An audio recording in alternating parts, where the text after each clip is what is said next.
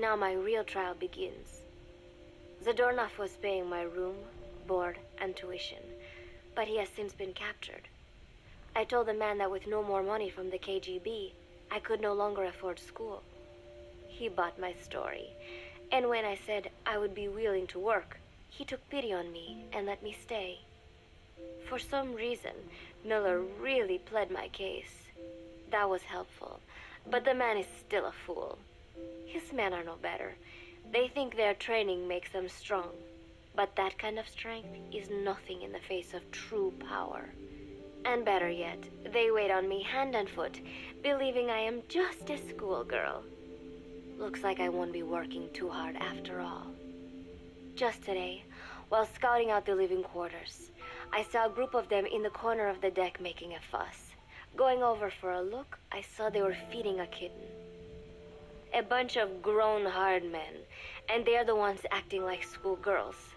Look, isn't he cute? What is wrong with them? Disgusted, I just nodded and smiled. I must stay in character after all.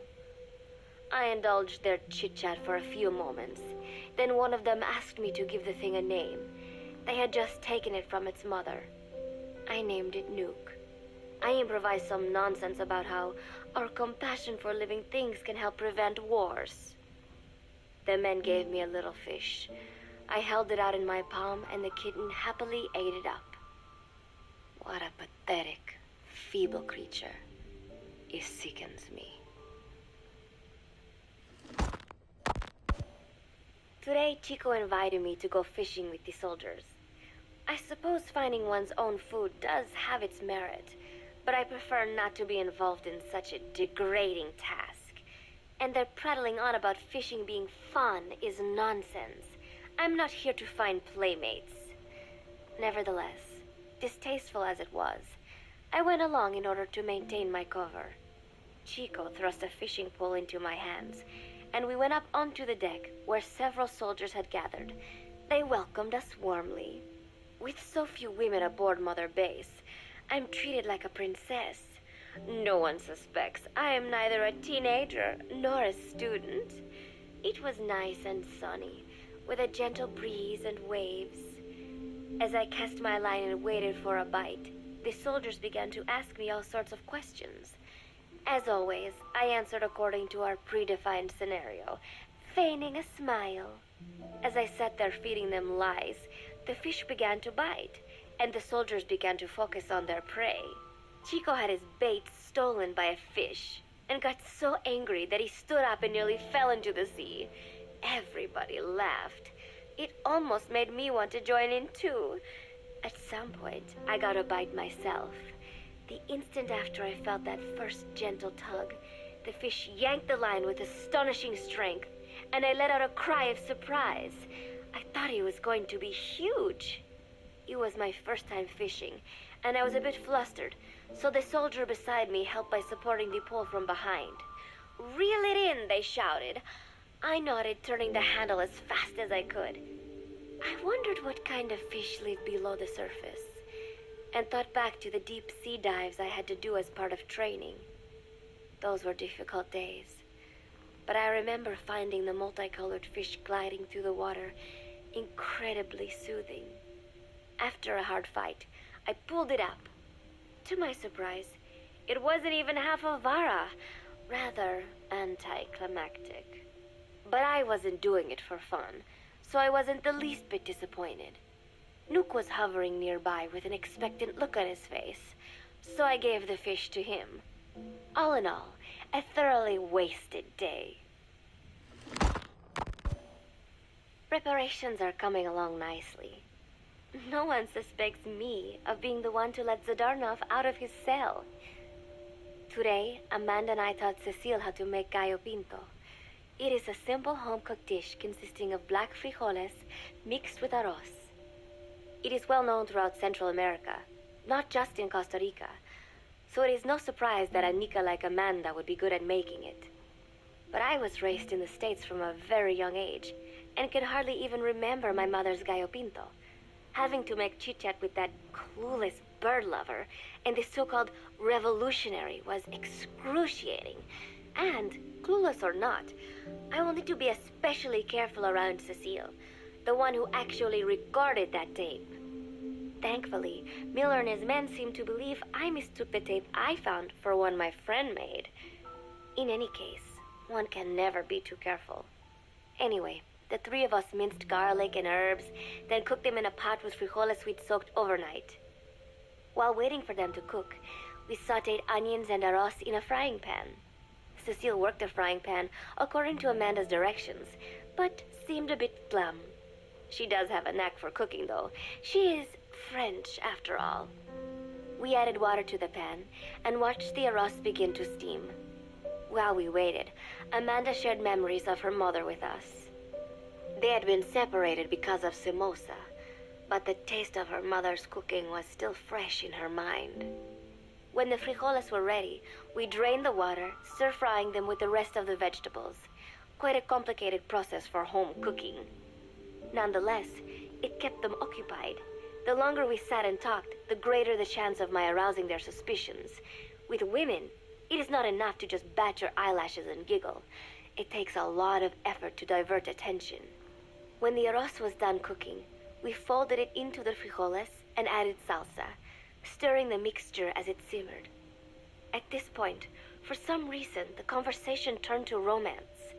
Why does it have to be that way whenever women get together and chat?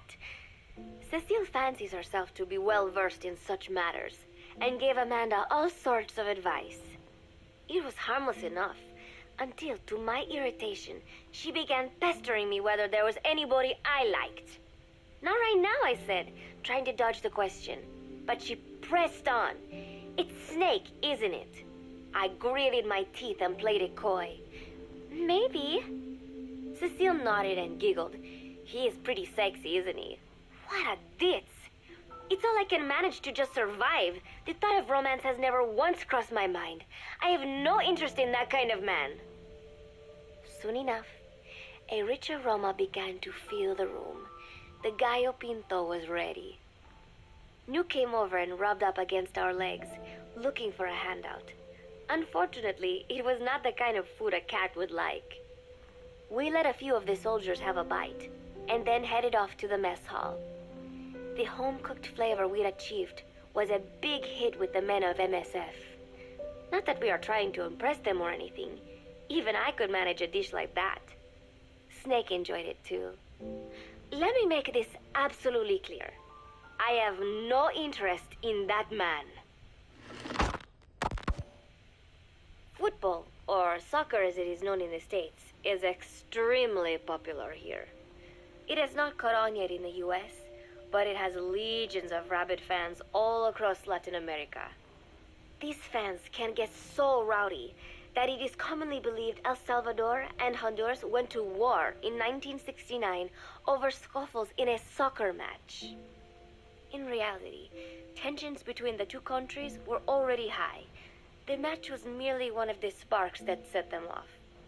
But these people are so passionate about this sport that the story seems plausible. Predictably, many of the soldiers here are fans.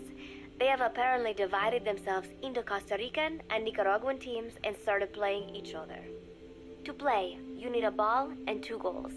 The R&D team built and set up simple goals on the deck. I had absolutely no interest, but Chico insisted that I come and watch. It was not a proper match by any means. The pitch was not even regulation size, but the players and spectators alike got pretty excited. They banged empty cans and shouted cheers through the handmade megaphones. It almost felt like carnival. Huey, the referee, blew a whistle to start the match. The soldiers' training has left them in excellent physical shape, but they lacked the honed skills of professionals, and their play was quite rough. Midway through, one of the men collided with another. They started shouting at one another, but Huey stepped in. I thought we had forsaken our countries, become one with the earth, he said, quoting Snake. We are not competing for national pride here, and we are not fighting for the good of any one country. This is not a war. Soccer is a peaceful sport, am I right? The soldiers nodded. They know the pain of war, and they share Snake's vision. Perhaps that is why all this resonates with them. Team Costa Rica was down a man, and somehow I was picked to fill in. Costa Rica had the advantage up until that point. I suppose Huey wanted to keep it balanced. The soldiers agreed with Huey's call. Maybe the Costa Rican players felt an even matchup would be more fun too. I could not be bothered to run at first, but chasing the ball out there in the hot sun, I was soon drenched in sweat. Before long, I found myself actively seeking out the ball, partially out of desperation. I picked up a loose ball deep on the opponent's side of the field. Even though he's Nicaraguan, Chico cheered me on, yelling, "Go for it, shoot!" I launched the ball as hard as I could, only to have it blocked by the keeper. Disappointment only increased my determination. In the end, I didn't score a single goal, and Costa Rica gave up its lead. It was really close, though.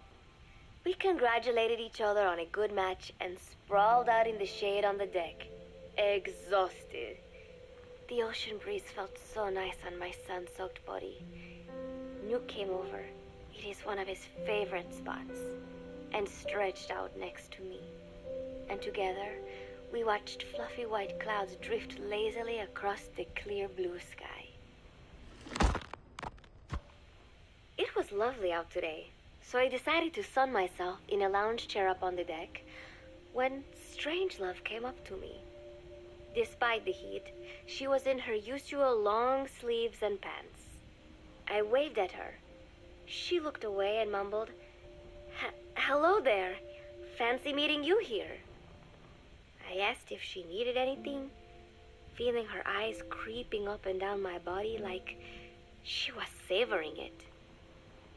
Finally, she swallowed and said, "You have such beautiful skin." Bewildered, I shook my head and said, "No, not at all. I had heard rumors that she was a lesbian, but she couldn't be after me, could she?" She continued to stare and said, "No, it is beautiful, but you must not let yourself get so tanned." And then she took my hand in hers, trying to cut the conversation short. But she shook her head violently. "No, you mustn't. A young lady should take better care of her skin." She was acting strangely now, as if aroused. She lectured me on the perils of tanning, how it ages skin, causing wrinkles and spots, and in the worst cases, even skin cancer. I knew already that tanning could cause spots, but I thought only pale-skinned Anglo-Saxons had to deal with that. Having a scientist tell me it causes aging, though, that spooked me a little. If I am to keep playing the teenager, I will have to start paying more attention to my skin. Sensing my anxiety, she took a small tube from her pocket. She said it was the sunscreen she always used. She told me to keep it. I didn't know what to say. I was more than happy to take it, but exactly what were her intentions? Was she merely being nice, or is she really into me? Either way, there was no reason to refuse, I suppose. I have undergone training. An out-of-shape woman does not pose any real threat to me. Having power means not being afraid. It is the same on a global scale. A country with nukes can dictate terms to a country without them. I thanked her and took the tube. Then she offered to put some on for me. She squirted some lotion onto her fingers and began rolling it into my chest. It happened so suddenly, and I was so taken aback that I did not even think to protest. She caressed my stomach with her long white fingers, then slid them upwards between my bikini-clad breasts. "What? Wait," I sputtered as her moist eyes met mine. She was beautiful. Somehow, I found myself captivated by this woman more than 10 years my elder. "Hold still," she whispered in my ear. I nodded silently, unable to refuse.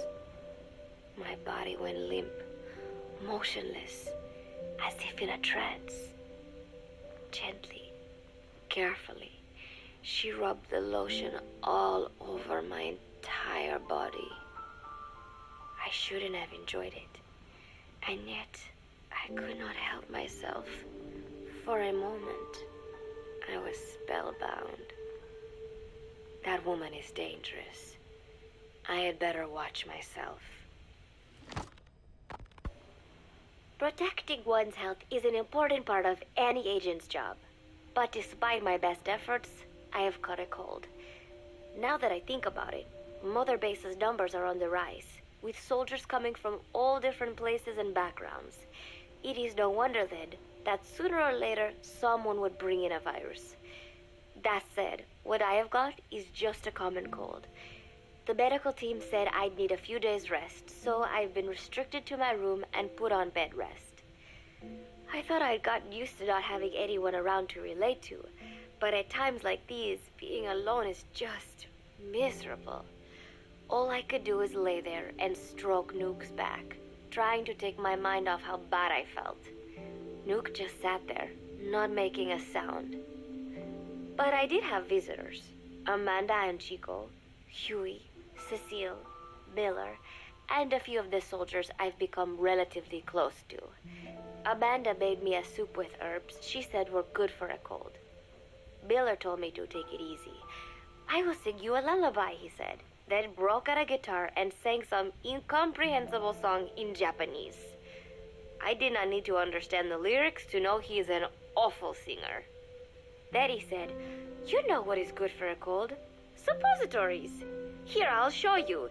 He began to take off his pants, so I threw my tissue box at him to make him go away. Then Strangelove showed up, saying she had some miracle Indian cure.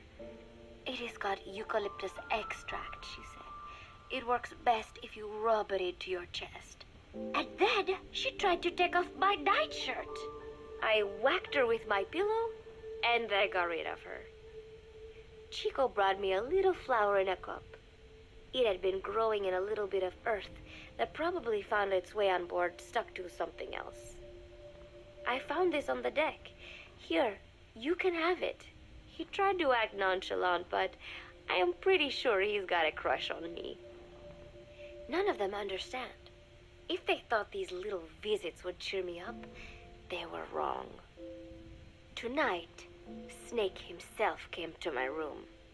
Like the rest, he believes I am just a schoolgirl and treats me as such. "Why did you abandon your country?" I asked him.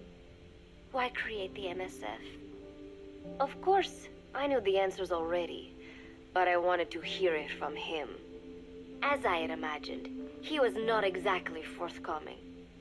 All he would say is that his country abandoned him because all he could do was fight, and that is why he needed the MSF, because that is all he is any good for.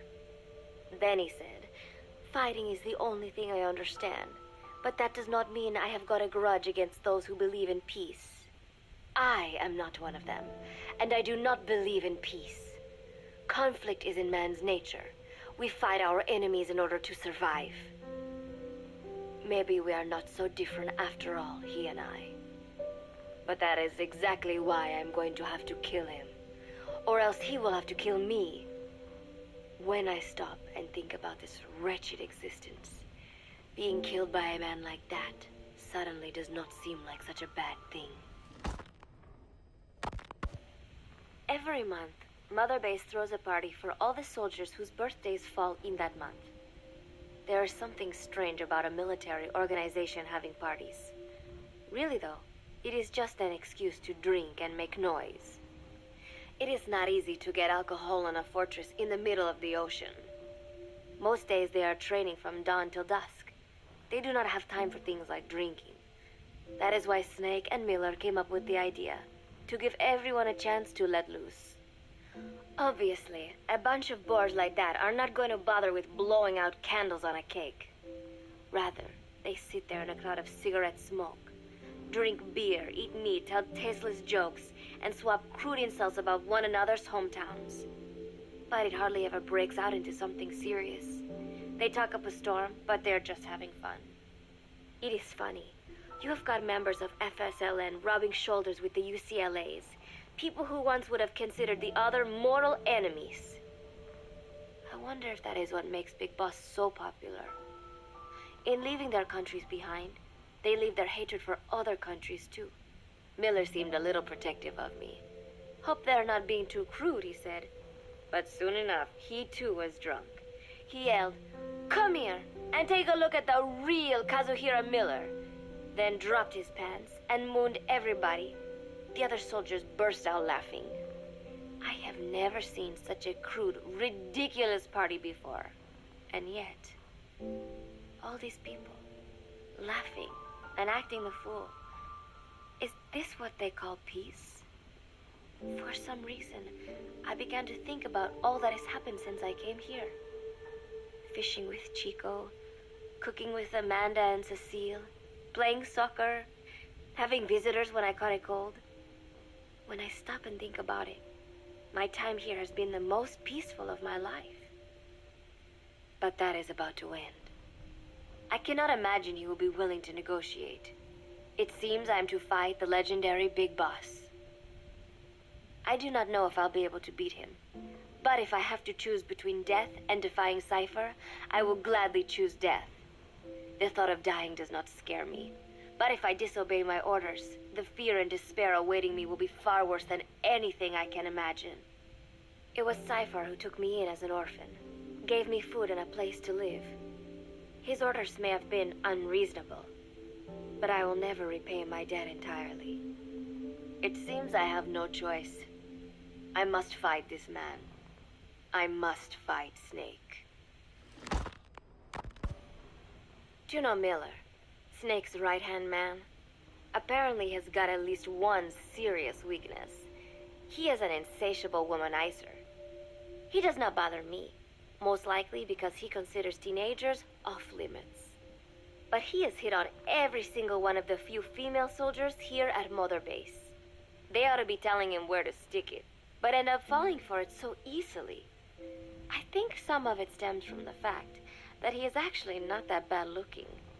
Anyway, today, that nasty habit got him in trouble. He and Snake got into one of their rare fights, and I was there to see it. They burst out of the showers, completely naked, trading punches. I am no child. The sight of a naked man does not make me blush. But this was something else. "Maybe this'll teach you," Snake yelled as he slammed his fists into Miller's chest. I heard later that apparently he had been two-timing someone, and that same someone had gone to Snake with her troubles. As I see it, it is her own fault for letting herself be deceived like that. If she is too dumb to see through Miller's lies, then she got what she deserved. But this was not the first time it had happened, or the second, and Snake read Miller the riot act. Miller argued back, and what began as a shouting match turned into a fist fight. "You son of a bitch," Miller yelled as he swung. "Not bad," said Snake, smiling, "but not good enough." And then he was back on the offensive. They had already been at it pretty hard in the showers, and their bodies were this. Both of these men had been trained for war, their bodies deadly weapons. They were each bleeding from a dozen places. All this from a fist fight. Even so, it was far less gruesome than if they had given it their all. It was obvious that one of them would be dead were they fighting for real. Miller took another swing, yelling, "Try this then!" Snake parried, then responded in kind. But I could tell he was not aiming for anything vital. "You are one tough bastard, boss," Miller muttered. A smile crept across his face as he caught his breath. And then they went right on fighting. Blood and sweat flew off their glistening bodies. It was combat without hatred or hostile intent. I had never seen violence like this before. And yet, it was more than just a friendly tussle. They were utilizing every technique they knew. It was not a sporting match. They were not playing by the rules. How could they keep this up? At last, the two men tired themselves out, and the bizarre scene came to an end. They looked at each other's battered bodies, and then burst out laughing, embracing and congratulating each other on a good fight. It all seemed so idiotic. I still cannot fathom such behavior. But somehow, I got the sense that for all his womanizing, Miller really only trusted one person. And that was Snake. There was no way I could ever come between the two of them. And at that thought, I began to feel as if I had lost. All of Mother Base is preparing for a festival. Since Snake and his soldiers spend so much time fighting, they are setting aside one day a year for peace and relaxation. I do not know all the details, but apparently that is what Snake and Miller decided. These soldiers love the idea, of course. There is so little fun to be had here that everybody looks forward to events like these.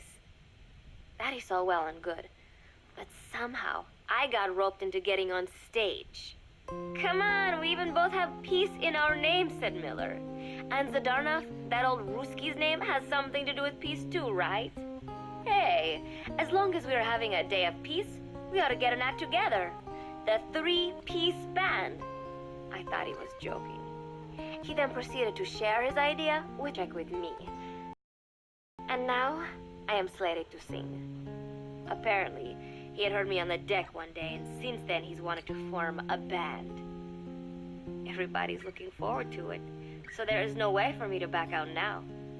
I have never done anything like this, but it does feel kind of nice to know that people are looking forward to it.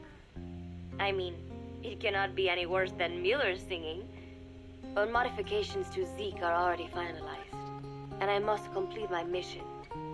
Betray Cypher now, and I will face a fate far worse than death.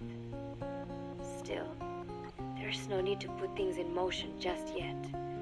What difference would it make to just wait a little while longer? A whole day of peace.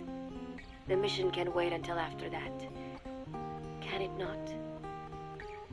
I know I am only delaying the inevitable. When the day comes, one of us will have to die. Snake or me. But still, if I could just come up with some way to stall Cypher, at least until our day of peace. When did I start having thoughts like this? My cover is blown. They know nothing of Cypher or my true objective, but they know I am a spy. There is no more time left. I must act now. I must complete my mission. How did it come to this? All I wanted was 3 more days. Just 3. Miller's already finished writing the song. It is called Love Deterrent. It is about a girl who cannot express her true feelings. I have been practicing. I am no pro, but I was pretty sure I would do a decent job. And now this. Cypher found out that Zeke was complete. He must have someone inside Mother Base besides me, spinning his tightly wound web of control, leaving no room for individual will. Typical. When they found out Zeke was complete, I was ordered to execute the operation immediately. If I was going to enjoy just one day of peace, I had to ensure the plan could not move forward. I tried to sabotage Zeke. I thought by damaging the drive system, they would have no choice but to delay their plans. I waited until midnight, and then snuck into the hangar. There would be trouble if it looked like sabotage. I selected one of the drive system's load-bearing parts and carefully worked to warp its shape. The leg's drive system requires a high degree of precision to operate. Even the smallest deviation would have done it. Then, Chico walked in. Maybe it was one of those nights where he could not sleep. In any case, he saw me, panicked, and took off running. It would have been easy to kill him, but I could not. I know he likes me. It is not as if I would ever have an interest in a child like him, but I could not pull the trigger. Not at him, not in the back. Will he tell them? Or is there a chance he will keep it a secret? Protect me? No. He knows now. Knows I am not who he thought I was. He ran without even questioning what I was doing. There is no chance he does not know. And soon, all I have built here will end. And if Cypher has another agent among them, if he finds out I tried to sabotage Zeke, this place will no longer be my heaven. Then it is settled. I make my move now. Chico walked in before my sabotage was complete, so Zeke should still be operational. It might not run at full speed or power, but I do not have time to fix that. Without Zeke, I do not have a chance in hell of winning. I must act fast before Chico sounds the alarm. I knew it would come to this. I just did not think it would be so soon. It is time, Zeke. Metal Gear Zeke. Activate.